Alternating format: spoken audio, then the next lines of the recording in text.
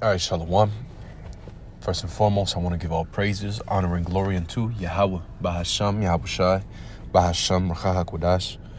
Double honor to the elders and the apostles of the great millstone that rule well. Peace, blessings, and salutations to all you brothers enduring, doing this work in true sincerity and always in charity, as well as the few sisters, the men, women, and children, the believers that are watching, listening, and learning. Unto you I say Shalom. This is the brother Malaki from the Great Millstone Camp, the branch out in Des Moines. This lesson is inspired by a few things, man. It was on my mind and in my spirit to do, to start thinking of this lesson or a certain precept, more specifically, inspired by the Elder Michael Allah, inspired by Salaki, not the Elder Michael Allah, but the brother, the elder brother, Spirit Wind Judah. I believe his name is Zahab. Also, Elder Apostle Gabar, the lesson he did, the brother in Barbados, and then ultimately this morning, man. So this morning I woke up and I was thinking about it, and out the blue, my sister, she'll get dreams, man. I believe the Lord give her visions. And she called me. She's like, man, I really need to call you. Are you awake? Let me call you. I had a dream. I need to talk to you, this, that, and the third. She's like, I don't know what it means. And I'm like, all right, yeah. She called me, and she basically was telling me about her dream, man, about how she seen me, that I was with her. I was walking with her or something. And that I had turned around and looked at her, and she said that there was light shining on my face. And that when I turned around, that she saw me, but she saw me when I was, young, a kid, and I mean real young, baby. She seen me as a little kid. And she said I had, bruises and cuts and, all messed up on one side. And, I was just kind of sitting, meditating on it, and just spirit, I was like, man, that's the lesson. Like that ties in with the lesson, and so through the spirit, I don't want to do too much rambling, but I hope and pray that this is edifying. All right, this is St. Matthew chapter 18 and verse 3. It says, verily I say unto you, except ye be converted and become as little children, ye shall not enter into the kingdom of heaven. Whosoever therefore shall humble himself as this little child, the same is greatest in the kingdom of heaven. Right? And why is it humbling to become a little child? Because a little child needs to be watched over. He needs to be ruled over. Right? You're under the you're under the rule of your parents. You don't know much. Right? You got to learn. You got to take things in. You got to all these things. You're not boasting and oh yeah, I'm a little kid and I know this and I know how to do that and this and that. No, man. You got to learn. You got to learn. No matter what your age. That's why it says we got to be born again, right? It says, verse 5, and whoso shall receive one such a little child in my name receiveth me. Okay? So the Lord is giving a comparison of what? Us becoming little children.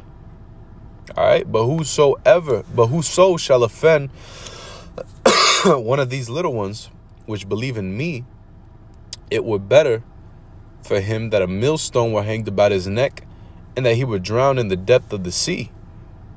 Woe unto the world because of offenses, for it must be that offenses come, but woe unto that man by whom the offense cometh. Okay, I'm gonna jump down.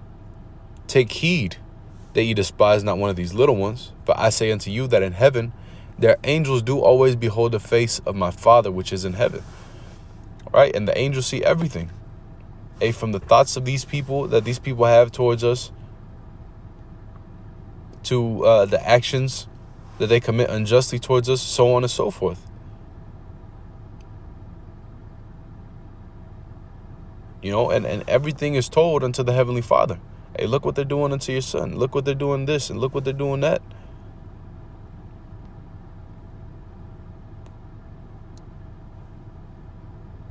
Okay, and from there, Oh, Salaki. Damn. From there, I want to jump to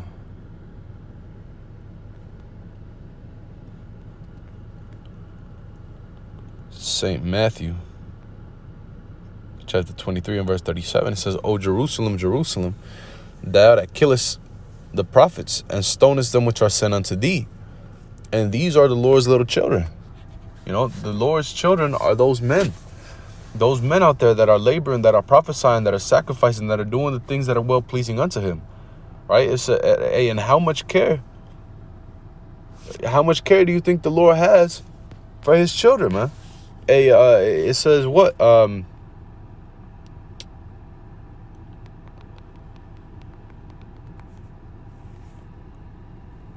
Yes, sir. Yes, sir.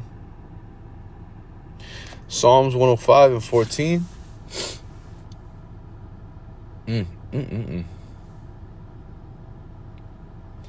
It says, Psalms 105 and 14. He suffered no man to do them wrong.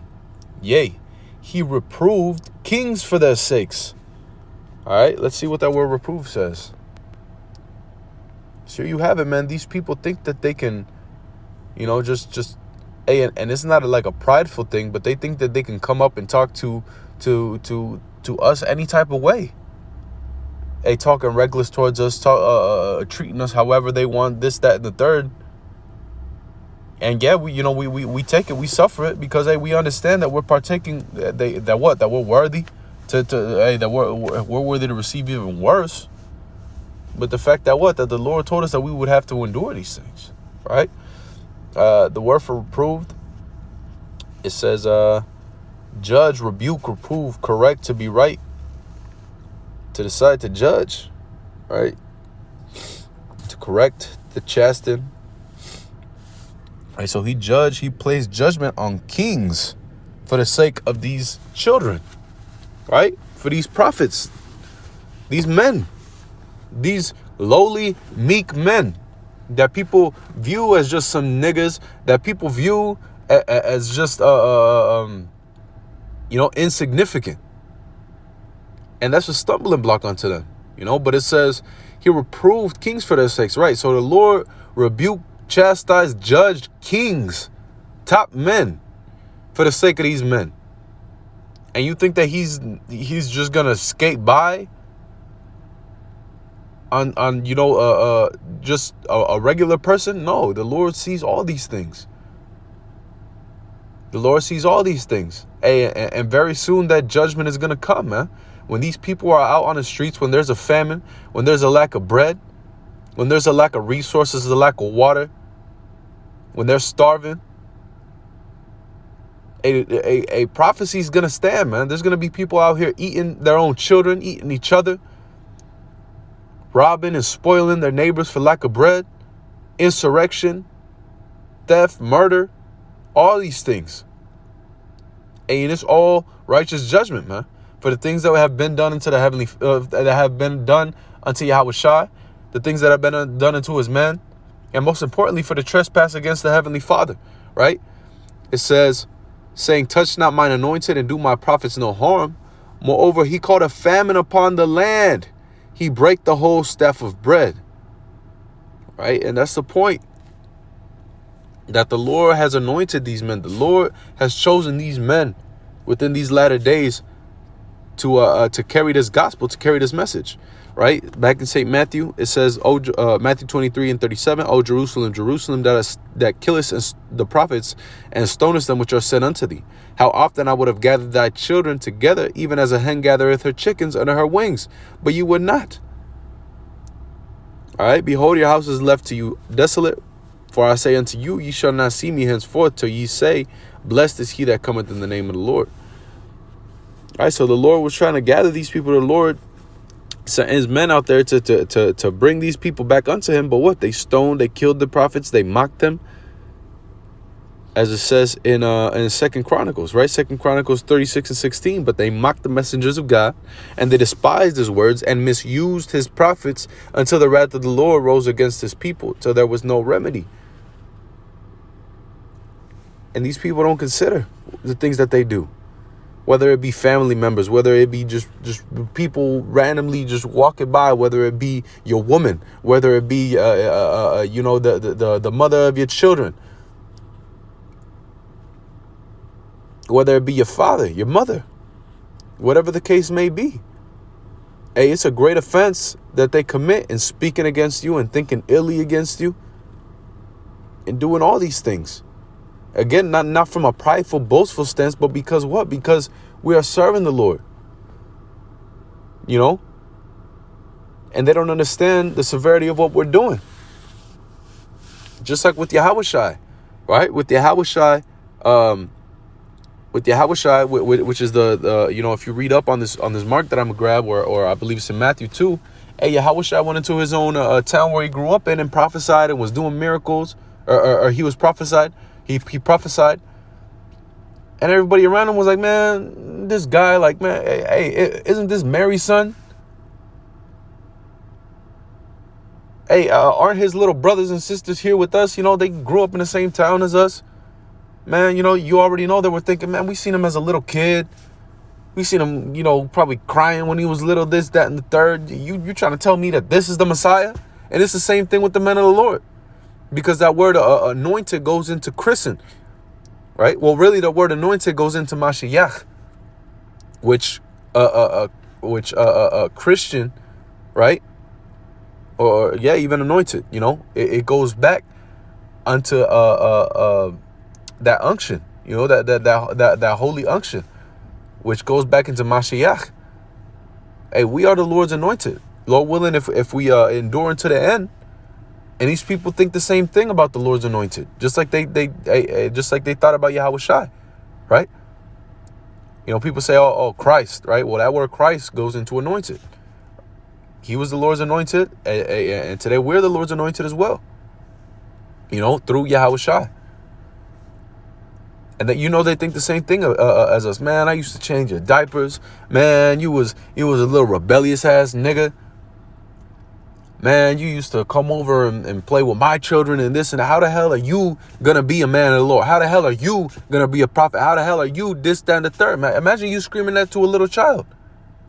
Oh, you ain't shit. You this, you that, pushing them, tugging on them. Hey, and like I told my sister, hey, we're partaking within the Lord's sufferings. So just like the Lord was beaten, he was mocked, he was humiliated, so on and so forth. We are enduring all those things, you know. In this ministry, we're enduring all those things, man. And a lot of people on the outside don't see it. People don't see the tears that brothers shed. People don't see the shit that brothers suffer, the confliction within their own minds. People don't see that shit, man. They don't see when brothers are in that heavy spirit. But all these things happen.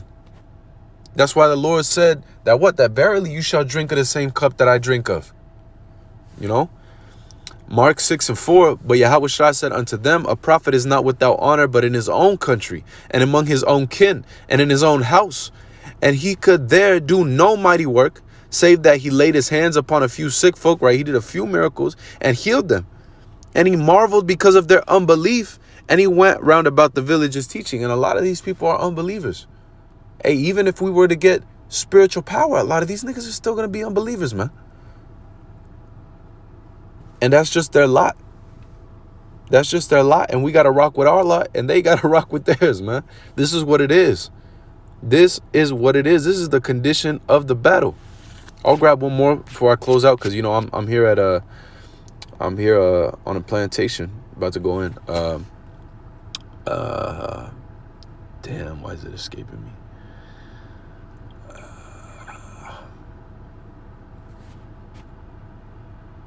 Damn, I forgot what I was gonna grab. Salakia.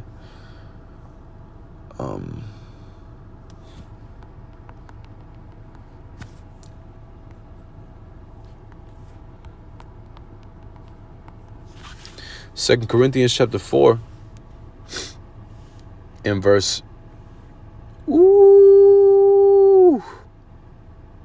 6, for the Most High, who commanded the light to shine out of darkness, has shined in our hearts to give the light of the knowledge of the glory of the Most High in the face of Yahushai. And that's why Yahushai told us what? That you're not in darkness, right? Neither are you the children of darkness, but you are children of the light. He said, ye are the light of the world. He said, I am the light of the world.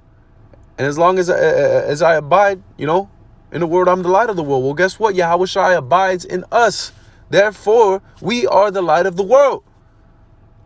It says, and verse 7, but we have this treasure, this truth is a treasure in earthen vessels, in these corruptible bodies, man, which is why people don't believe us. They don't believe that a man that gets sick, that has to go to the bathroom, that slips up and fucks up in this flesh, that's not eloquent in speech and knows all these things because we don't have degrees, so on and so forth, right? That the Lord will work through us. But we have it in earthen vessels, that the excellency of the power may be of God and not of us. But we are troubled on every side, yet not distressed. We are perplexed, but not in despair, persecuted, but not forsaken, cast down, but not destroyed, always bearing about in the body the dying of the Lord Yahweh Shai, that the life also of Yahweh Shai might be made manifest in our body. Call Halal Yah Bashem Yahweh Shai, Bashem Rakakodash, unto the next.